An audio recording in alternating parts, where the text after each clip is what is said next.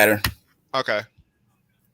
Hey, what's going on, everybody? My name is Philip Jones. This is D'Angelo Crawford and Jonathan Trailer, and we're just coming to you today to kind of speak on something for World Kidney Day. Our panel discussion today, just a couple of stories, is about the day that we got the call. So I'm gonna let my guests go first. Jonathan, D'Angelo, whoever want to go. Jonathan, you can go. Okay. Well, on July 8th of 2019, I went into emergency kidney failure, and I stayed about 2 weeks in the ICU. ICU I was in for 3 days, but it was ended up being a 2 week hospital stay. I left there with a permacath in my chest on dialysis. I had abused, my body. I wasn't taking care of myself as far as type 2 diabetes. I wasn't managing my hypertension. I was eating what I wanted, did whatever I wanted. And then I ended up getting into emergency kidney failure where I was in the bed with flu-like symptoms. I really thought I was fighting the flu and tried to get out of bed and literally fell on the floor, just had no strength at all. And my son and my wife were begging me, please go to the emergency room. Something's wrong, Dad. And then that progressed into a trip to the ER. Ended up finally, listening. Got to the ER, and by the time I got there, I couldn't hardly breathe, man. I mean, I was in full respiratory failure as well, man. My lungs were just. It was almost like I was running a marathon. That's the type of breathing I had. And, long story short, they had came in and basically ran my blood labs, come back and said, man, you're in emergency kidney failure. We have got to put you on a helicopter, get you down to San Antonio, Texas, which is about an hour by car, 20 minutes in a helicopter. And they staff flighted me all the way down to San Antonio, got me there. As soon as they landed, I went into a heart palpitation, a strange rhythm. They had to actually, I blacked out. They had to shock me, bring me back due to the fact that my potassium was a 9, which was, really high. Wow. I was really swollen with fluid, man. I couldn't even put on my shoes, things like that. There was lots of symptoms and signs. Like I said, I really wasn't taking care of myself like I should have been, managing my diabetes, my hypertension, and ultimately ended up in kidney failure. And then, I stayed, like I said, for about 2 weeks in the hospital, left the hospital with a permacath in my chest, central line, however you want to explain it. And ended up doing in-center dialysis for about 10 months. And then I progressed around March of 2020, I progressed to home hemodialysis. And probably about 4 months later, I started having a little bit of trouble with my fistula and stuff. And, I had made a call to the vascular surgeon. My venous line was always acting up. It seemed like it was clotting a lot and stuff like that. And we had made the appointment for me to go. And there's a reason why I'm bringing this up. So I had the appointment for like a week later. And I kid you not, like the night before I was supposed to go into the vascular surgeon to get this looked at, I had actually got a phone call by a family member, a friend of the family, that her brother was passing away. And she wanted to know if when he passed, if I wanted his kidney.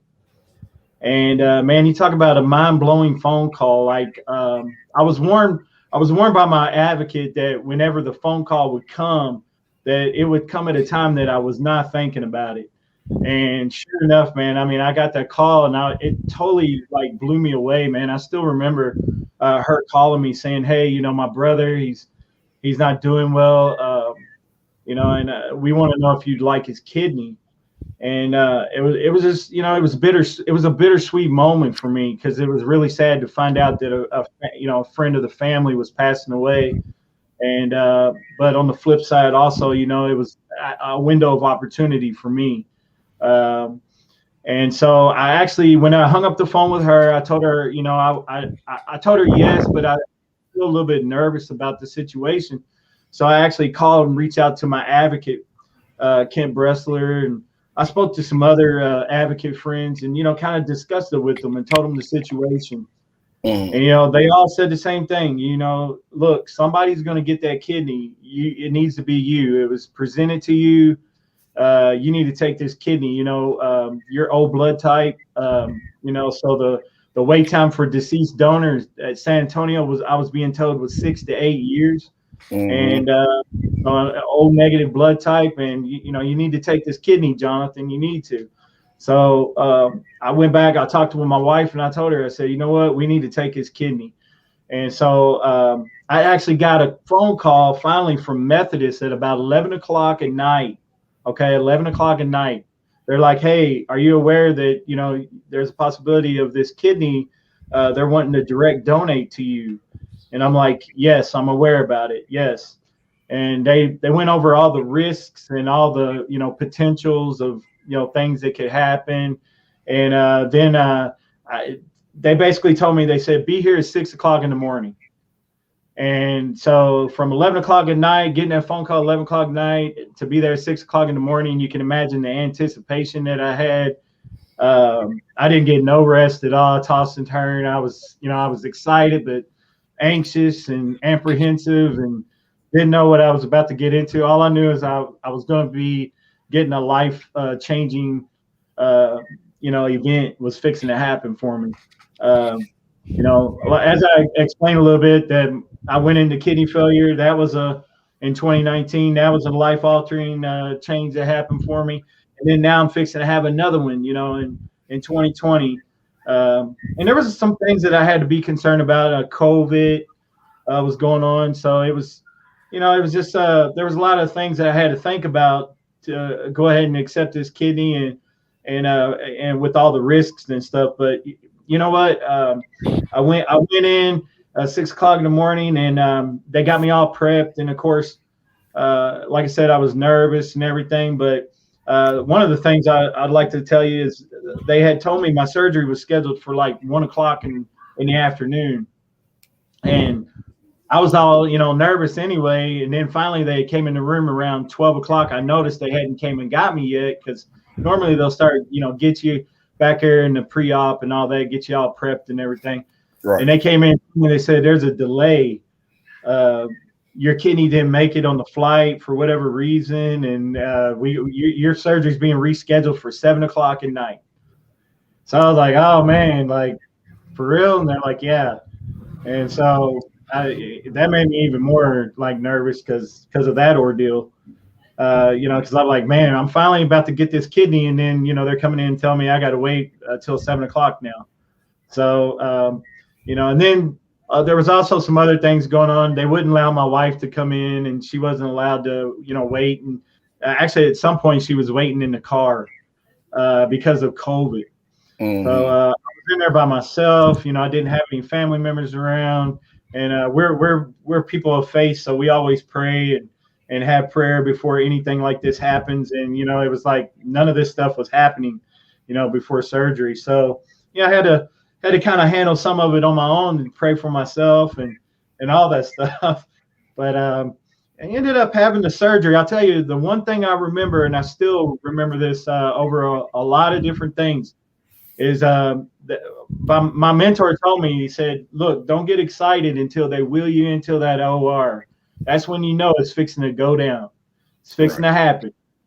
And as soon as they wheeled me in there, I seen the surgeon in the back. He was messing with the kidney. It looked like he had something in a tray or something that he was, dealing with. And he was messing with I guess he was preparing the kidney or whatever. And that's when I knew, it was something was fixing to change. Something, was fixing to happen. I was fixing to get a transplant. And the only thing I remember is they told me to get over onto this, other bed. And I got onto that bed, and then they told me to count backwards from 10. All I remember is getting to about 8. And then from there, I woke up in the ICU. And, and I had a, successful kidney transplant at that point.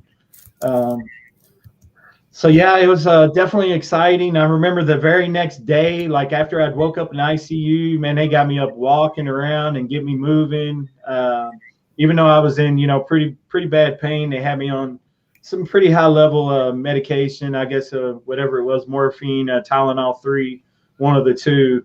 And I just remember them getting me up early, get me up moving around, and then I progressed to just a general hospital room for recovery, and I kept doing the same thing, get me up, moving around, making sure I'm eating, things like that. But yeah, man, it was a real positive experience for me. My hospital was in San Antonio, Texas. Methodist Specialty and Transplant. They perform a lot of transplants there. One of the number one transplants in America. So really, I really had a positive experience with it. I just remember, actually being able to use the restroom in the hospital for the first time in a long time was a strange experience for me because, like I said, I hadn't been able to use the bathroom for like 14 months for me. So it was definitely another new experience, even though like it wasn't anything new because I was urinating before 2019, but it was just a new experience because I got a brand new kidney. So, but yeah, man, I'm just blessed, man. I'm blessed to have the transplant. I'm standing now. Today actually marks my 7th month transplant anniversary on the 11th. I had it August the 11th of 2020. So, yeah, it's really exciting, man. I'm just blessed and grateful to have the miracle gift of life of transplant. That's what's up. That's great, Jonathan. Appreciate your story. No problem. Mr. Crawford. Oh, yeah. My journey wasn't quite as short as Jonathan's. He only had to wait like about a year and a half. Where I had to wait. Well, mine started back in 2016, and February 2016, like a week after my birthday. Like Jonathan, I had flu-like symptoms. Something was wrong. I thought I just had the flu. The whole house was sick. So we were all sick. And then my girl got better and she went to California. I was still at the house and I was still sick for some reason. She went for a week. She came back and I was still sick. And she's like, "What's going on? Why are you still laying on the couch?" And I'm like, "I don't know. I got an appointment set up. It's 2 weeks away." She was like, "I don't think you're going to make it 2 weeks, bro. You need to go ahead and go down to the urgent care." So she shot me down to the urgent care real quick. And I'm down there and I'm like, I don't know what's going on. I'm thinking like I got the flu, or I'm thinking like I got diabetes starting because it runs in my family or something like that. I'm thinking something like that. So I go back to the doctor. He takes my blood pressure. My blood pressure is like 240 over like 220. Like it's like almost even. And he's like, "Can you see?" And I'm like, "Yeah, I can see." And he's like, "Is it blurry or anything?" I'm like, "No." He's like, "You got a headache?" I'm like, "No." He's like, "Can you breathe?" I was like, "Yeah." He was like, "How'd you get here?" I was like, "Well, I drove." He was like, "What?" And I was like, "Yeah, I drove here." He was like, "Man, we got to get you to the hospital ASAP." He's like, "Something's going on with you." So they got me in the ambulance. The ambulance took my sugar, and I was like, "Okay, I'm gonna be diabetic. Watch, it's gonna be through the roof." They're like, "Your sugar's a 99." I was like, "Okay, I'm not diabetic." I was like, "What's diabetic?" They were like, "Anything over 130 or whatever they said." And I was like, "Okay, I'm not diabetic. Something really wrong. I got cancer now." So I'm like, "Oh, all S word. I got cancer. Oh my God." Go through the whole checklist. Man, I'm going through everything because my family been in the medical field for a while. So I'm just checking. I'm going WebMD on myself. Just boom, boom, boom, boom, boom, boom, boom. I got all this stuff wrong with me. So I go down to the hospital. They shoot me into the ICU. I'm sitting in the ICU. They tell me, "Oh, you got a end stage renal failure." And I'm like, "What is?" I'm like, "What?" I'm like, "My kidneys." I was like, "I don't drink. I don't smoke. I don't eat fast food like that. I don't do nothing. I mean, I was in shape. I'm going to school, going to work, doing everything." And so I'm like, "How do I get kidney failure?" And they were like, "Your blood pressure looks like it's been high." I was like, "Oh yeah, my blood pressure has been high since I was 13, and I've been trying to manage it, but they could never get the right combination." So that's the reason why I have kidney failure. So I find that out. So then I sit in ICU for like 3-4 days, like Jonathan, and then they move me up to the renal unit, and then I was sitting there for like a day and a half, and then I fall asleep, and I remember they woke me up and had me sign something real quick, so I signed it, and then I fell back asleep, and then when I woke up, I had that damn catheter in my neck. I'm like, "What is this, bro?" I'm like, "What is this?" I'm like, "I got a car battery hanging from my chest. What the hell is this?" So Wow. I'm flipping out. I'm flipping out. I'm on Facebook Live. I'm like high off the drugs. I'm like, they put something in my neck. I don't know what this is. I just woke up with it. I don't know. I'm Yeah. half crying and flipping out, totally panicking. So they tell me what it is and tell me that it's like for the dialysis and stuff. I'm like, dialysis? And they were like, yeah, you're going to have to do dialysis. So I'm like, oh, I'm like, so are they going to do needles? They're like, nah, no needles right now, but you're going to have to plug in and do all this stuff. We already got you set up at the clinic when you get out, all that. So I get out. I feel okay. Everything's good. And then they send me to my first dialysis appointment. Go do that. And I'm like freaking out when I see all that stuff and see blood everywhere. I'm like losing my mind. Like, oh my God, this is not for me. This is not for me. so then, um, so then I go through like maybe 2 years of going through because I went to hemodialysis. They actually asked me, do you want to do hemodialysis or peritoneal? I actually did peritoneal, excuse me. And I did peritoneal. So I did peritoneal for like 2 years, right? And nobody ever like told me that this stuff was going to end up like messing me up the way it did, because I was working and going to school at the time. And then all of a sudden I just crashed and I couldn't like even get up to get out of bed. I couldn't go to work. I couldn't go to school, couldn't focus. Everything was messed up. So then I was like, I don't know what this is. And plus they had me on all these different medications that were like counteracting each other and stuff. So I was like, I didn't know if I was coming or going at the time. So then they got me cool, got me back on the the peritoneal dialysis. I was straight. And then at that point they took me off and they discharged me as a kidney patient. They said I was in remission. I was like, oh, damn, I'm in remission from end-stage renal failure. Okay, cool. So I thought I was cool, and I was cool for about 6 months. And then I crashed real hard where I ended up in the hospital. And I ended up in the hospital, and they told me, yeah, you're back in kidney failure. You need to go back on dialysis. They didn't never take my cord out for the peritoneal, so they just plugged me back in. I was back on that stuff, and that was like the worst experience of my life. Then I did that for a couple more months, and then I stopped doing that because I didn't like it. And I was like, I'm just going to do the hemodialysis because it takes less time, and I can be in and out and actually control more of my day instead of doing this and being stuck on that machine all night. So I did the hemodialysis, and when I did the hemodialysis, the social worker that I was working with, she's the best person ever in my life because she actually told me how to go about getting a kidney transplant. And this was probably about 3 years in. So then I go and I'm like, really? I can get a kidney transplant? She's like, yeah, all we got to do is do this, this, and this.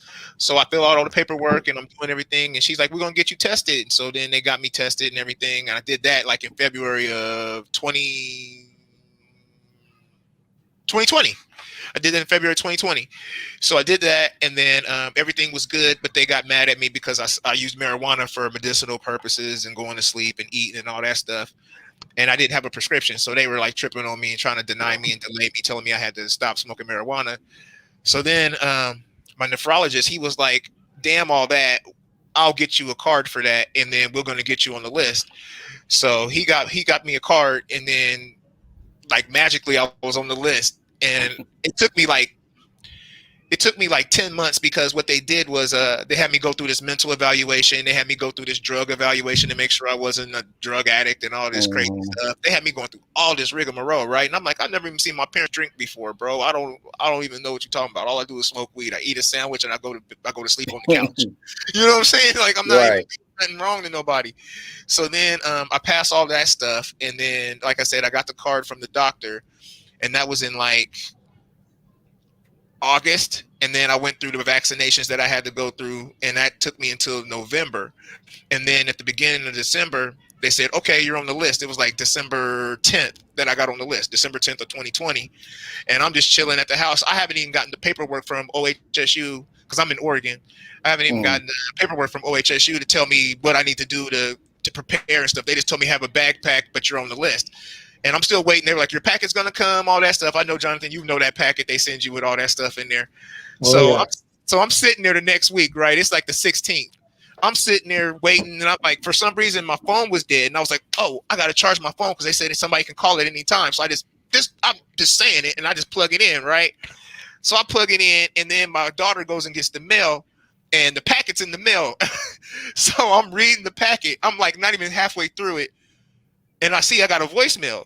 So I checked the voicemail and it says, "This is OHSU. We got a kidney for you. Blah blah blah blah blah. It's on standby. We'll let you know first thing in the morning if you're going to come in for a transplant." I'm like, shut the F up. So I'm like, I had to play it again to make sure I heard it right, right? I'm like, it's only the 16th. Only been on this one. Only been on this thing 6 days. So I'm like, what? So then I was like, they said I might get a kidney tomorrow.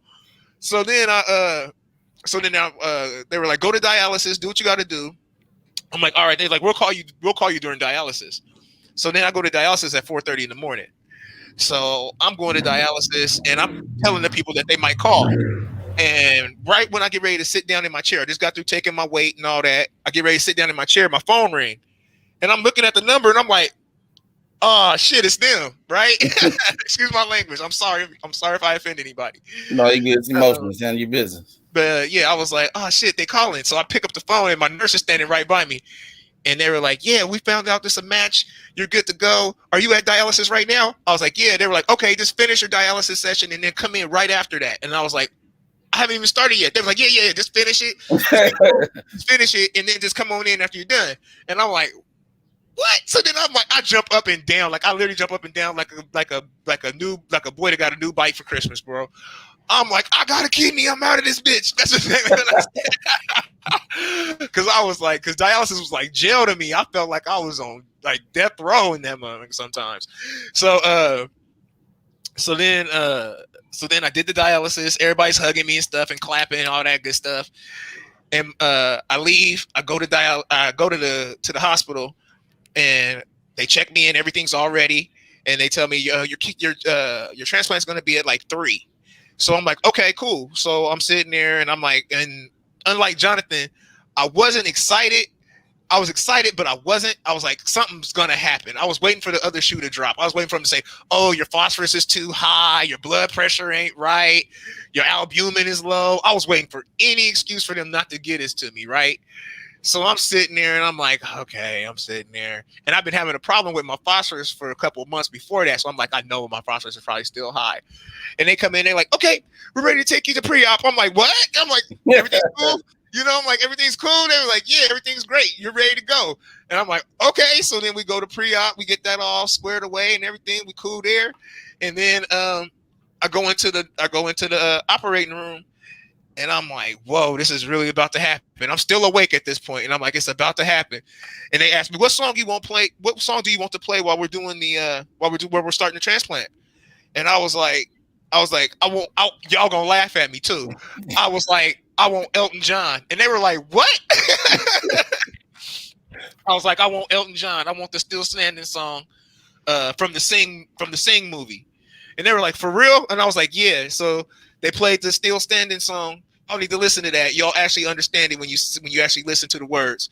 Yeah. And I played it, or they played it, and I was out by like maybe the first verse, halfway through. I don't know. But I was out, and then I woke up in the post-op, and they said everything was a success, and they said my kidney actually started functioning while I was still on the operating table.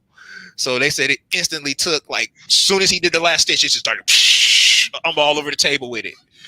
So then they get me to post-op, like I was saying, and they got that catheter. You know about that catheter, bro. Man. And I'm going through the catheter, and like I'm going so much. They said you usually shoot like 20 or 30 at your beginning. I'm doing 150. So I'm filling the thing up. It's just going, just steady going. And like I'm shooting out the sides and everything. Like it's going outside the catheter. Like that's how fast and hard it's coming out. And I'm like, oh my God.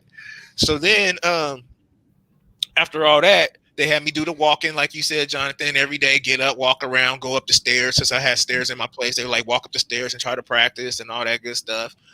And then I got out December 20th. So I was at the hospital like 3 days later and went home and been chilling and got myself healed up, and then went back to work, got a new job, and been starting my business and been going good ever since. So I thank OHSU for saving my life and keeping everything going. And I feel way better than I did. And I'm ready to enjoy the summer now and get over this COVID shit. Excuse my language. That's great, man. That's what's up. Man. Yeah. Great So I'm gonna story, keep mine D'Angelo. short. What'd you say, Jonathan? I was just saying that's a great transplant story right there. Oh, Yeah, So most definitely. yeah, I yeah, like telling it's funny. It's funny in I some parts, and I like telling it. I didn't want to interrupt you, but I remember when I had that IJ in my neck, and my kids and stuff was coming to see me, and I had this thing. I felt like an alien, like I had this Man, thing right out my neck, and they kept looking at it like, "What's wrong with Dad? He's got something growing out of his neck." my daughter wouldn't So even come to the hospital at that point. She was like, "I'm good, bro." I was like, "Man, I'm sitting here with this big ass Frankenstein thing in my neck." I was not happy. I was mad, bro, yeah, so bad. That was like the maddest I think I was during the whole thing was having that thing in my neck because it's like they okey doke me. I went to sleep, had me sign something while I'm half sleep, drugged up, and then I wake up with that in my neck, bro. Oh no, I was Hmm. not feeling yeah, that. yeah, and the catheter removal was fun too, huh?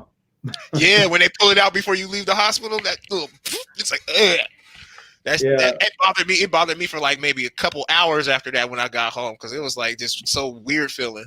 yeah. My nephrologist warned me. He said it doesn't tickle, and I was like, "Yeah, it didn't tickle." When I got to talk to him again, I was like, "No, you should have warned me." Right, Look, right. not tickle was not the phrase to use. Nope.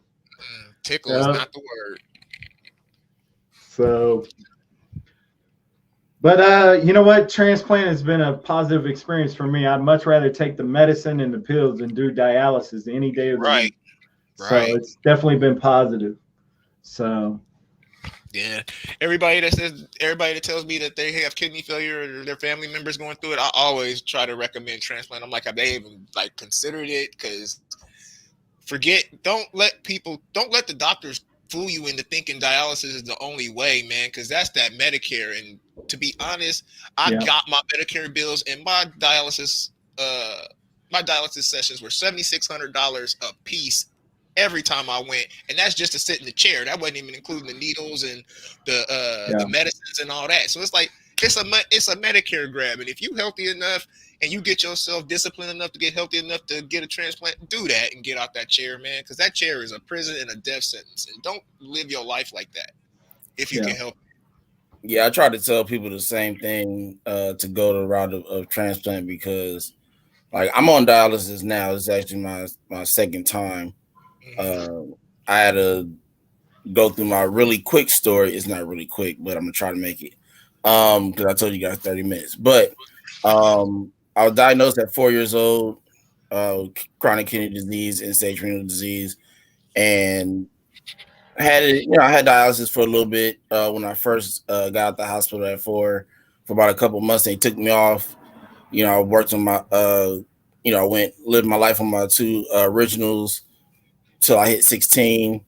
Then that's when everything kind of started crashing for me. Doctor's like, okay, it's time for dialysis, transplant. So they shot me from one Kaiser that was in Bellflower to Sunset, which is basically right before like Hollywood area, and got there, got put on peritoneal dialysis, got put on the list in no time. And that was 2006 of August.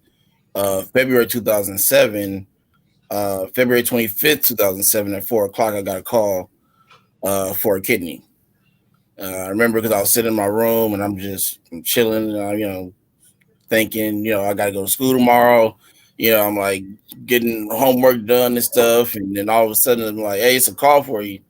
I could pick up the phone. It was a lady from UCLA. She's like, hey, we have a kidney for you. You need to get down here right away. And I already had a backpack. It was sitting next to the door. It was like I just change the clothes every once in a while, so it won't just be the same clothes sitting in the bag. And told my parents, and did the same thing everybody else do, the hugging and crying and whatnot, Right. and grabbed my bag, shot up to UCLA. And the crazy part about that, about the beginning part to getting to UCLA, was that I actually met the other kid that was getting the other kidney from the person I was getting it from. Oh oh wow. wow, Yeah. And so we said, myself, parents and stuff, we were sitting there talking and waiting to go through everything for admissions. And so we, went through, fast forward past having a transplant was successful. I remember I woke up in recovery, and when I woke up, the young boy was across from me, but he Wow. was still asleep, and I'm like, wait, why is he still asleep? And I'm like getting nervous at this point because I'm like, I'm up, but he's sleeping. We pretty much went in at the same time. I'm like, is there an issue here? Like, what's the problem? So the nurse was like, no, he's okay. He's just taking a little bit longer for him to wake up, from the sleep medicine and stuff like that. I was like, okay. So I think like the next day, I'm in my room, and he actually ended up like a couple rooms down from me. And so he actually was walking. He walked in my room to come speak to me. And I'm like, why am I still in this bed? But he walking like now it's all going through my mind. I'm like, all right, this is weird here. Like it's opposites going on. And I remember I was 3 days in, and I was still in the bed, hadn't gotten up. For one, I didn't want to get up because of that goddamn catheter. That was the Right. main thing for me. So then the doctor or one of the nurses was like, so you can't go nowhere till you get up and walk. I'm like, you tell me this now? I'm like, you wait 3 days later to tell me this. I would have been walking. Got up out the bed. It was hurting, but I'm like easing my way down the aisles and stuff. I'm like, man, walking got better of about pretty much the same amount of time, 3 to 4 days. And I went home on that 7th day. Oh no, 6th day actually. I went home, and that was a hurting on the way home because on the freeway, a pipe came off a dude's truck, and it went underneath the truck Oh. that was in front of me, and that pipe hit dead center of the windshield. The only thing was that it didn't go through, so it hit it and it went upwards. And so all the way home, all you can see is the windows cracking, spider crack. All the way. I'm like, I'm paying attention because I'm like, as soon as it break, I gotta, duck. It's gonna hurt like hell, but and I don't know if they told y'all about this when you left, but they gave me a pillow to put in my lap right on the way home. So the seatbelt won't be compressing on it, and so that was kind of scary. But the recovery for me was pretty good. Kidney worked fine and everything. Reason why I'm back on dialysis now is because in 2008, the year after I went to the transplant games, and I tore my right meniscus, but I didn't know that's what it was. I just figured like, damn, like my knee hurt is bad. I got to get on a flight from Pittsburgh to come back to LA. Well, that's a 4-hour flight of sitting in the Southwest seat like this, scrunched up. So I'm like looking for something to take. I'm like asking everybody, you got Tylenol? You got Tylenol? Nobody had Tylenol. Everybody had Motrin. But here's the thing. Had I known at the time, because they never told me, just Tylenol, no Motrin. Right. I just had a preference for Tylenol. That was just kind of why I kept asking everybody.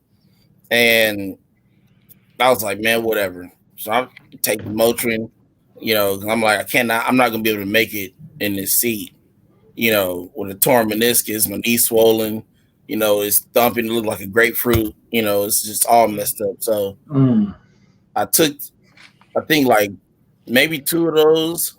I took one more like later, just for the fact, because it was like really hurting on the way to where I was going. And think about 3 weeks later, they at an appointment, natural checkup stuff.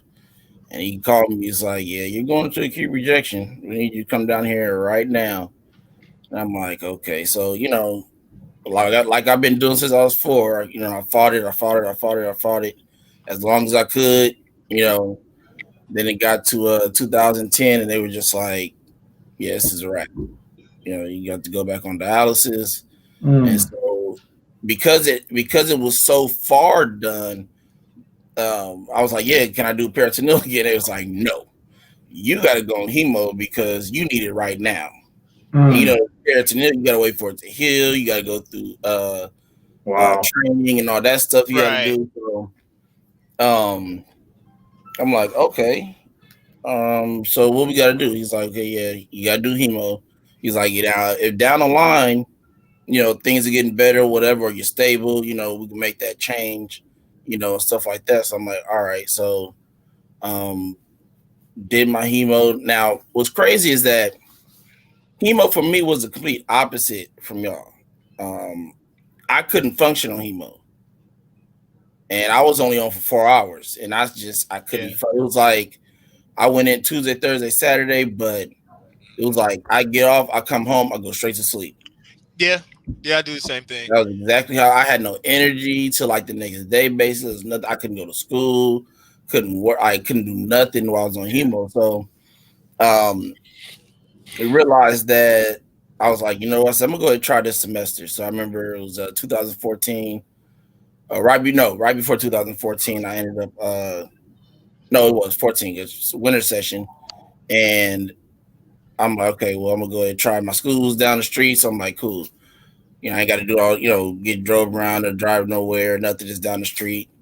And I remember I was in my class, and I'm like, my eyes are doing this because I'm so sleepy, and I'm like, oh, I'm not gonna make it. I'm like, so I remember after class, I went to my professor. I said, look, I'm just gonna tell you this now before it happened because it's bound to happen. I said, if you see me sleep, I said it's not because of you.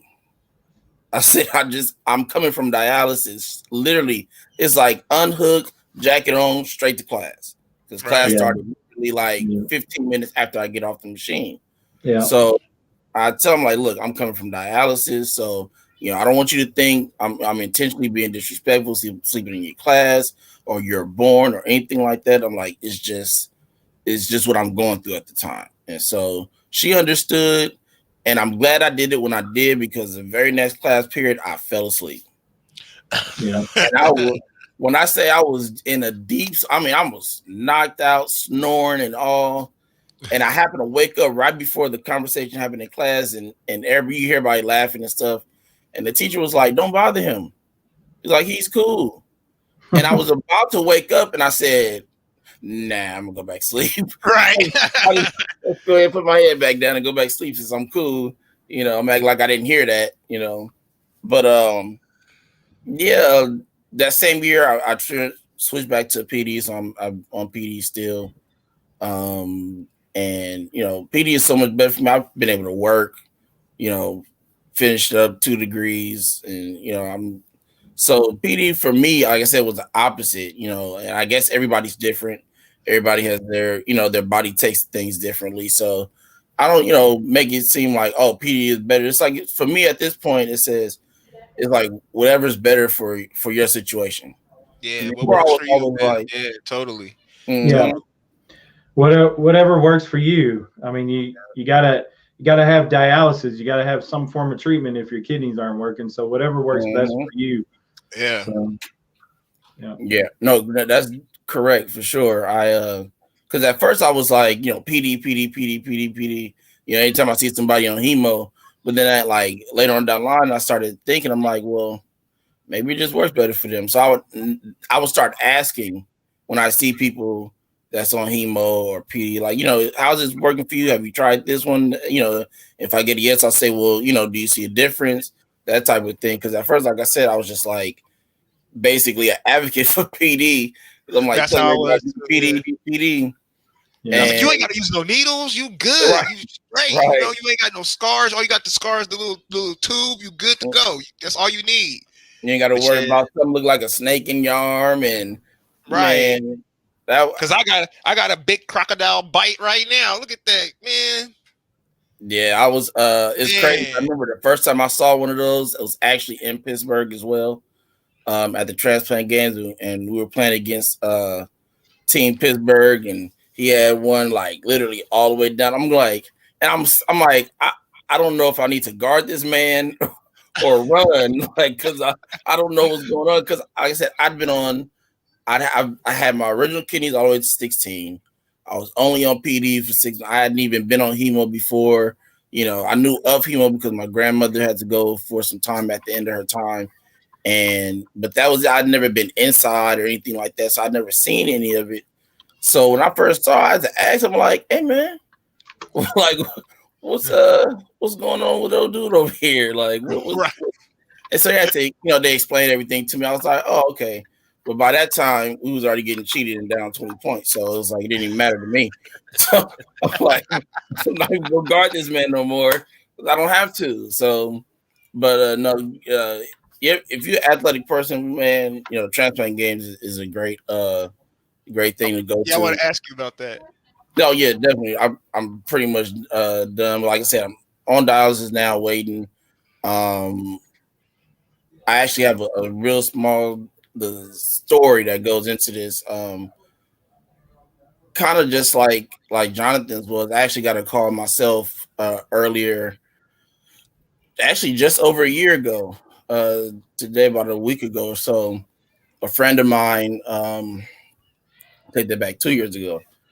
A friend of mine, her cousin passed away, 4 years old, and very energetic young boy, very cool, very funny, never gave his parents any problems, loved his family, his mom, dad's cousins, and especially his little sister. And so um, we were around each other a lot at the games in 2018 in Utah. And I just remember the next year in March, I get a phone call from a friend of mine, and she's like, "Yes." I'm thinking she asked me like, "Did you see the post?" And I'm like, "Yeah, I saw the post because I just liked the post about his birthday the day before." And so I'm like, "Yeah, I saw the post." I'm like, "You talking about his birthday post?" She's like, "No." She's like, "Lucas passed away." I'm like, I'm at this point I'd have lost it because that's not what I was expecting the phone call to be. And then she kind of took it to another level and was like, yeah, Brian and Annie want to know if you would like to get tested for his other kidney. And I say other because Sarah is a powerful transplant story as well. She's a heart recipient, 31 years, I believe, 30 or 31 years. But 3 years ago, she started dealing with kidney failure. Mm-hmm. So I don't know if I won't say it kind of worked out because I don't want to see a 4-year-old lose his life for any reason. But even though he had to go out, he was able to, save her life in the process, which is, a wonderful situation. So she's, updating her, she's good. So, Yeah, he's still um, living on in a way. oh, definitely for sure. Every time I see her, I see him. Right. You know, most definitely. Like I said, he was very, very energetic. One of the coolest kids I've ever known. And I work with kids. Mm-hmm. I work with a lot of kids. Worked with a lot of kids over the years, bro. Like, I used to work at an after school program and stuff like that. So I work with different. That if you want to know a star, one of those kids you like, I want my kid to be like that. I mean, you want your kid to be who they are, but some things You you want don't want to traits. deal with. Right. You don't want to have to deal with the I gotta yell at you 50 times thing and Mm-hmm. that type of thing. And so if anything, that's definitely the type of kid, if I have the blessings to have one, definitely just like that. So but I guess yeah, it's around.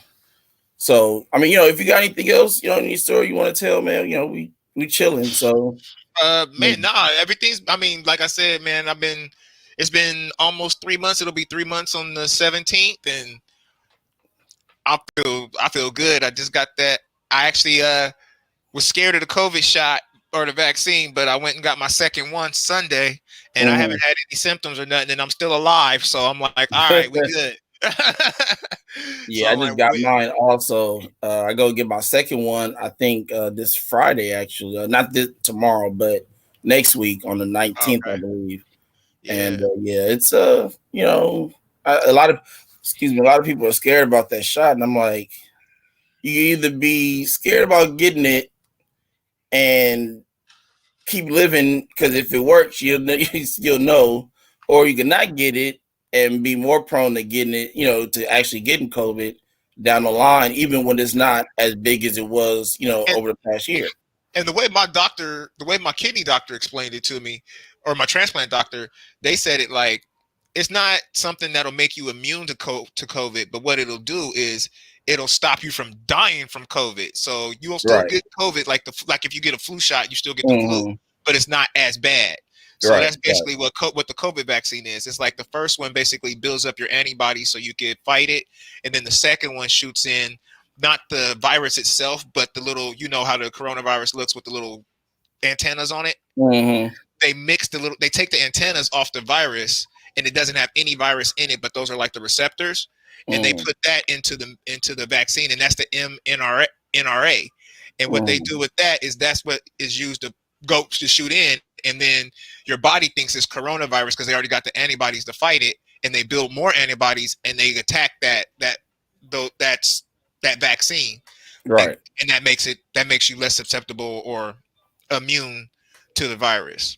So if everybody's scared about it, that's the way it works. It's not no virus being shot into you. There's no way you can get coronavirus from the From vaccine. the you know what, man? Like it's crazy because I'm glad we had that. I'm glad you said that because I do know there's a lot of people that's worried about it, but the fact that nobody's really touching on it, CDC, medical doctor, people who are doing the research on it. You have very few people who are trying to get this information out to pre-transplant patients, post-transplant. Right. And I've tried my best over the past couple of months sending emails and letters to people. I started with city officials and governor's office and stuff like that. Because if anything, my whole thing is if anything, at least make a have like a press conference or something that's notifying people with just life-threatening illnesses in general. Right. You It's know, like just some general education because you just got people out here willy nilly throwing stuff out there, and people are gullible enough to believe that. And like mm-hmm. 99% of the stuff you hearing on Facebook has not come from a doctor. And the only reason I believe my doctor is because they gave me a transplant when they could have just let me just be on dialysis and die off. So I Right. mean, I don't think they would like give me a transplant, spend all that money on a transplant, then kill me off with a vaccine. Exactly. It Right. don't No, make no definitely. sense. It doesn't make any sense. So I'm like, okay, the doctor's saying stuff, and I'm the type of person where I keep asking questions until the answer is airtight, until Right. I can't ask any more questions. And I'm like very inquisitive that way. So the way she explained it to me, I was like, okay, it's wrapped up. I can't say nothing. It's okay. Let's go get it, I guess. I mean, I'm still a little scared, but let's go get it. But she made me feel good about it. Like when I took it, I had no symptoms. I've been good. I haven't coughed. I haven't felt no chills, fevers, throwing up, none of that. Everything's been good. So if y'all just are healthy enough, take it. Just don't be scared of it. Just take it and just get it over with. It's not no serial numbers or no chips being shot into you or nothing like that. When Right. people say it ain't none of that right now, man. Ain't nobody thinking about that. Nah. Maybe it's maybe in a year or two, maybe, but Man, not right now. nah, yeah. No, That got to go down the road. That got to be in Biden's so-called second term if he gets one. We ain't gonna talk about that though. no, we're gonna leave that one for 4 years from now. You're right. When we get there, I'm not touching that right now. I'm gonna leave Nah, that heck alone. no, heck no. We just got out of that cycle. Let's leave that alone for a minute. Right. I'm fine where we at. Make your right decisions and you good to go, son. Right. Right. But yeah, I mean, I can say just based off my experience, I'm an advocate for it. Just go get it and get it done, so that way you can go kick it in the summer. Right. Yeah. Like I said, I got mine. I have no symptoms or anything. Hopefully nothing happens after the second one next week. So, Are you doing Moderna or Pfizer? Pfizer. Oh, okay, I did the Moderna one. Yeah, they didn't give us a choice. They just basically gave it to us. Like, yeah, that's what he told you. They just said it's Moderna. I was like, okay, I guess. Yeah, so, I didn't know until I looked at this little paper thing right here that come with it, and I was like, oh yeah, the little trying to read like I got glasses. I'm like, what the hell's going on with these numbers? But yeah, no, it's like I see, the 19th at 1:30. So hopefully, things keep going the way they're going, especially for everybody else. I hope nobody else is really dealing with any symptoms or anything like that after getting a shot. Especially, transplant patients, cancer patients, anybody with life-threatening illnesses, elderly, especially the frontline people. Right. Because, we ain't gonna have y'all. We stuck. So Yeah, you they know, for gone. any We type of gone. situation. So definitely hope everybody's doing good. Mr. Crawford, man, I appreciate your time, man. I know I told you 30 minutes. We ended up Oh, doing it's an good, hour, man. but I'm free for the evening, so I'm not worried about it. What I'll do though is I'm gonna get at you about the transplant games. That sounds dope. oh yeah, definitely, definitely. I don't know. Do Oregon have a team? I don't know, but maybe I need to start one or something because we Hey definitely. man, that's definitely a possibility. They're doing virtual this year anyway, so you have time. 2022 games will actually be in my backyard in San Diego. I'm in LA, but it'll be in Okay, San Diego for 22. So, that's nine down times the out of freeway. 10, So that's down the freeway from me. right, exactly. So Yeah. I don't have to worry about no plane ticket, no Mm-mm. nothing. Rent a You car and know, drive. Yeah. exactly. We might have to do like I forgot what team. It was a team from the 2018 games. They just rented a bus. Mm, They rented a charter bus, and whoever wanted to get on a charter bus instead of having to drive or get on a plane, they that's what's just up. piled in and got going. I'm like, dang, that's actually smart. That is smart. Have everybody So put up on the bus and go. Yeah. right, yeah. So I mean, like I said, it's definitely plenty of time.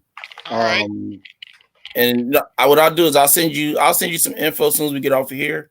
Okay. On Facebook and stuff, and then so the website for them, and it usually has a thing there that shows all the teams and contact information. So if you don't see a team there, my first choice would say to try to contact Bill Ryan, who is over the games, and ask him kind of what the process is to starting a team in your area, or seeing if anybody may know somebody formerly attached to a team that may have been in Oregon to kind of try to help you with the process and stuff like that. So Okay. um, so yeah, no, definitely, I'll definitely get that to you in a minute. So again, appreciate your time. Oh, no Appreciate problem, man. everybody watching time. Hope you guys have a great weekend. See You you too, later. man. Oh, Thanks for inviting me. Sunday, if y'all not busy, doing the interview on this channel with Pastor and First Lady Craig Mitchell Sherman, who will be showing their youth department's production, um, which is about an hour. But before that, I'll be showing the production that we did called George Floyd, um, that won an award from the Kennedy Center this Oh past wow. month. So we're the three of us and their family as well is included in the first one, and then their church youth department production is just the kids. I think it's like a couple of adults in there, but it's mostly the kids in their department. So Okay. if you guys have time Sunday, Yeah, send me an um, invite. Yeah. oh yeah, definitely. I'll definitely send a flyer. I've been posting the flyers all week, so if you find one, I'll probably post one now. So Yeah, or just post it um, or just post it directly on my page or something, whatever. Just do that. most I'm definitely definitely interested. appreciate you, Mr. Crawford. You guys have a good one. All right, you